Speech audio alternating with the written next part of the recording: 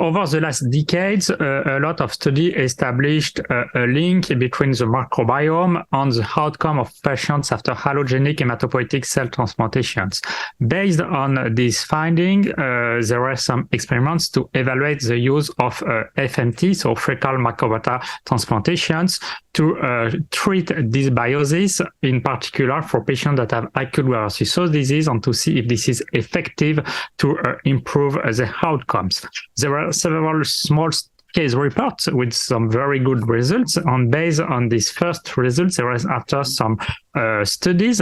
There was one study that was published 2 years ago that in 15 patients with very good result.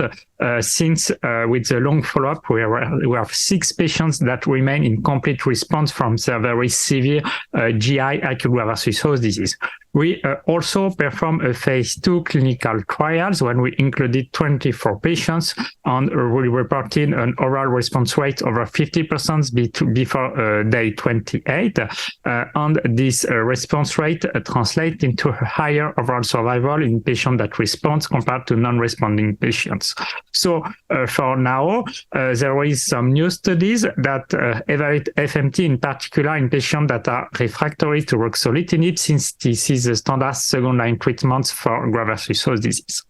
In addition to the treatment of acute graft-versus-host disease, there is also some clinical trial that try to evaluate FMT as a preventive treatment to restore dysbiosis after allogeneic stem cell transplantations, to reduce the risk of patients to develop graft-versus-host disease and to improve the outcome. But so far, we don't have any data regarding the efficacy in this setting, and we expect to have some more to share in the next few years. In addition to the 24 patients that we were able to treat into the phase 2 clinical trial, we were able to treat 81 patients with fecal microbiota transplantation within the compassionate use programs. All patients were resistant or dependent to steroids. And in addition, we have 81% of the patients that were also resistant to ruxolitinib. So this was some highly pretreated patients with a median of 2 lines of treatment for the acute graft-versus-host disease. And of course, all patients have a GI involvement for the acute graft-versus-host disease. The overall response rate for the GI tract was 56%. And if we look at the overall response rate also with the skin and liver involvement, we had a 49% overall response rate at day 28. Highlighting that FMT is not only effective for the GI, but also we have some response for the skins and the liver.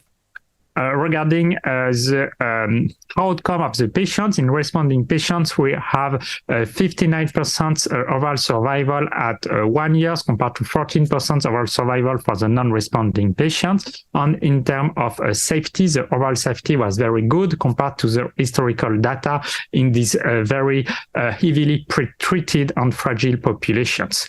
We have a few sepsis that were reported, but we did not report any pathogen transmission from the FMT product.